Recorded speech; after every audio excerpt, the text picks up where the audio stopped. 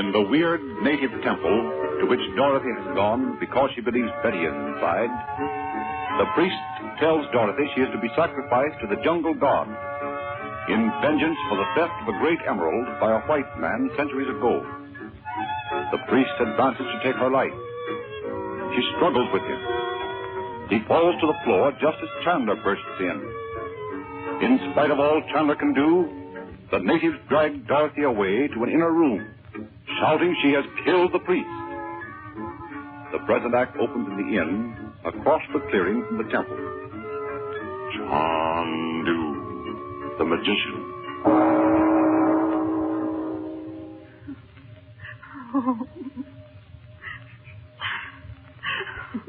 Don't cry, Betty. Please don't cry. Oh, I feel as though it's all my fault.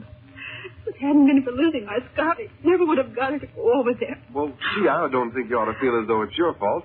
Because if they hadn't got her over there that way, they would have some other way if they meant to. Oh, I know. She just went over there to find me. She thought I'd gone in there after she said, Uncle Frank said we mustn't.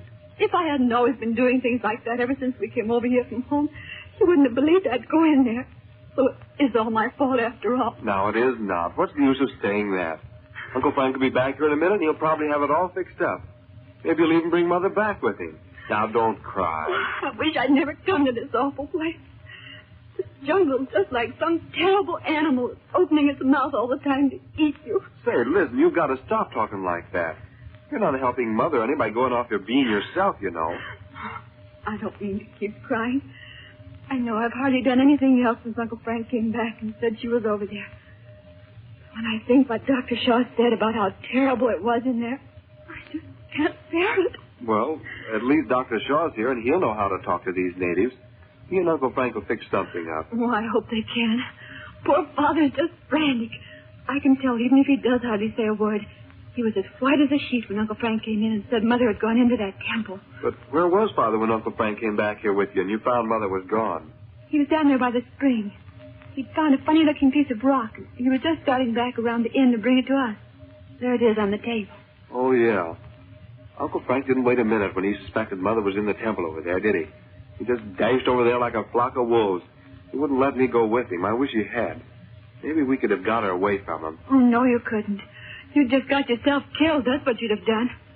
He said there must have been 50 of those natives came running out from that inner room. Father went over there right away after he came back there, and we told him where Uncle Frank was, but he couldn't even get in. Listen, I think I hear him coming. Gee, when it gets dark out here, it sure gets dark. Can't see a thing.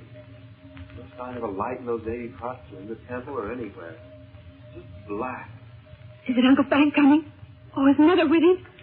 Uncle Frank, did you get her? No, Bob. We couldn't get them to release her. Sit down here, Father. Take this chair. We were wrong to bring them here, Frank. How could we dream she'd go over to that temple alone? After all we'd said about it. Well, you don't blame her if she thought Betty was inside there, Uncle Frank. Of course not. But I wonder why she didn't call me or wait for your father. Where's Dr. Shaw? Gone to his own quarters. Well, what happened over there, Uncle Frank? Oh, we went over to the hut of the head man of the village, and Dr. Shaw persuaded him to come out and talk to us. Dr. Shaw explained the circumstances as we reconstructed them, and the man listened carefully, as he would to the story of a dispute between two natives. Oh, I can't bear to think that Mother's life depends on whether some old native says yes or no. Isn't it awful, Uncle Frank? Yes, Betty. We may as well face it. You mean he said he wouldn't let her go? He said he couldn't. He said that when she killed that priest, she'd broken the most important of tribal laws, and that he could do nothing. You see, this whole country down here is absolutely at the mercy of the native priests. What you might call witch doctors. Oh, but it just doesn't seem possible the Mother could be shut up over there and we couldn't do a thing for her or get her out or anything. Uncle Frank, tell me this. Tell me one thing. Do you really think those natives are going to kill Mother? I'm going to be honest with you, Bob.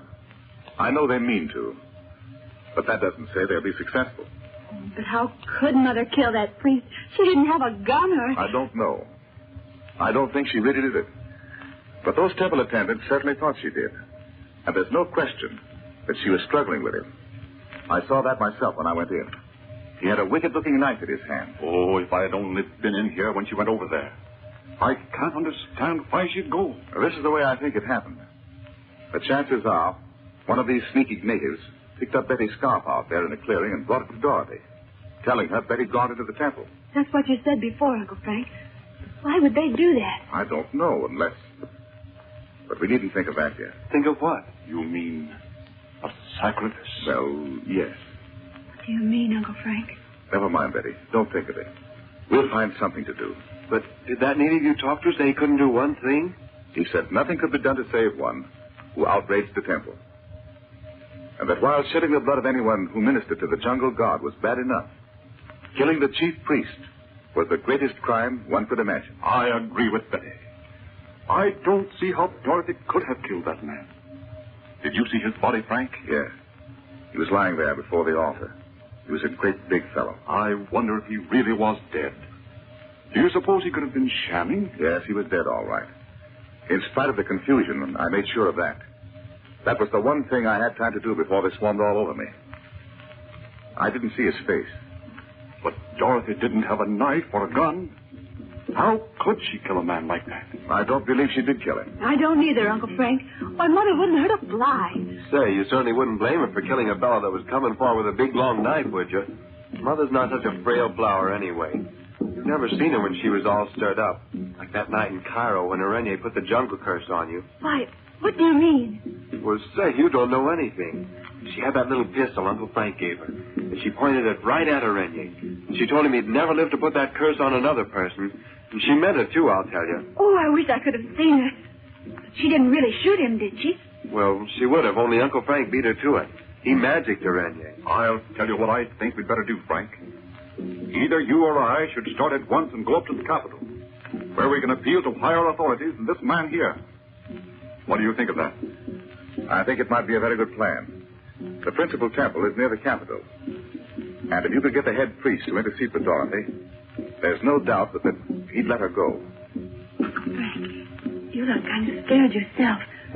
Are you really afraid we might not be able to get Mother out of there before... Don't think of that, Betty. You mustn't. Didn't Dr. Shaw say there was a native trail up to the jungle to the capital? Yes, there is one. But you could never find it. Why couldn't I take one of these natives as a guide? You might. If Shaw could find one you could trust. It would certainly be quicker than waiting for the next boat to stop here. And then having to go back up to Rangoon. Oh, you wouldn't go that way. You'd have to go around by Singapore and up through the Gulf of Siam. Well, what do you think? Suppose you try it. Will you go and see Dr. Shaw and ask him if he knows a native that could show you the trail through the jungle? Of course I'll go. I'll come right back and tell you what he said. Don't look like that, Uncle Frank. It's not your fault. You only brought us here because the yogi said not to let us out of your sight. Say, that's not all he said. Remember the rest of what Uncle Frank told us? What do you mean? I mean, that about a time of terror being at hand. And Father thought he meant an earthquake or something. Boy, this is certainly it. Say, how about a little magic, Uncle Frank? Frank, you're not afraid. Not really, are you? Yes. Yes, Betty, I am. Horribly, horribly afraid. Why, but... Uncle Frank, if you're afraid... I didn't say I wouldn't try to do what I can, Betty. You know I won't give up now, don't you? Come, you mustn't cry. Well, gee, will you try? Will you, right now? Of course I will. It's all fixed, Frank. Dr. Shaw found the fellow who was starting for the capital in the morning anyway. And he says that although it's almost unheard of for a white man to try this jungle trail, he'll take me if I want to go. If there was any possibility of a boat stopping here, I'd say take a chance and wait for it, but... Oh, no. It's no use to wait for that. I'd better go. Aside from a few such possibilities as death by a python and so on, Shaw said there's no danger if we keep to the trail. The natives do it all the time. Let me help you pack your things, Father. There'll be no things, Betty. It's not that kind of a trip. The native's taking some food, and he says there's all sorts of ways of getting things to eat along the trail. Edible roots and frogs and so on. Oh, frog legs aren't bad. I like them. And all I'll take is several pairs of extra shoes. Sounds insane. But we must try everything. Have you thought of using your occult powers, Frank? I've thought of nothing else. But wait, Robert. I'm going to try right now. Will you all go into another room and close the door? Yes. And, Father, if he does it, you won't have to go. You'll just hear a great big noise, and Mother'll be right here in the room. We've seen him do it. Go on, quickly. All of you. We won't come back till you call us, Uncle Frank. Come on, Bob. Okay. Sorry, I can't help you, Frank.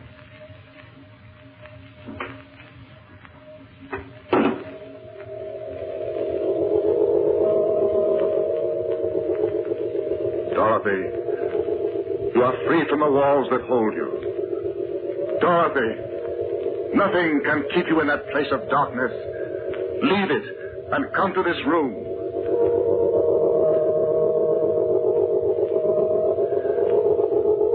I can't do it. I failed. It's true. I felt I failed. Oh, Dorothy, I failed you just when you need me most.